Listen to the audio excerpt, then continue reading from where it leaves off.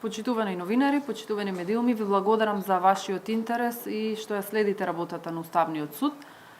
Уставниот суд денеска по неколку часовна исцрпна дебата поведе постапка за одредби од Законот за вработени во јавниот сектор, Законот за административни службеници,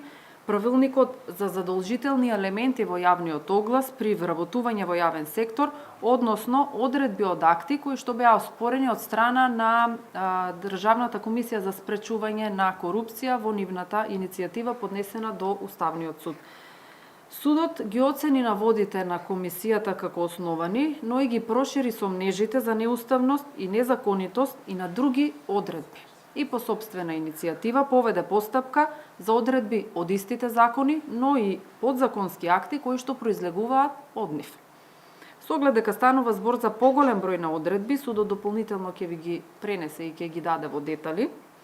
Во оваа фаза Уставниот суд изразува сомнеж дека се загрозуваат основните слободи и права на човекот и граѓанинот кои што се признати во меѓународното право и утврдени во нашиот устав. Потоа слободното изразување на националната припадност, соодветната и правична застапеност на граѓаните кои припаѓаат на сите заедници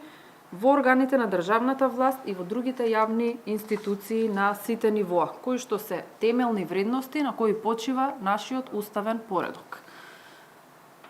Судот изрази сомнеж дека за одредбите за кои што поведе постапка се доведува во прашање уставно загарантираниот принцип на еднаквост на граѓаните пред уставот, утврден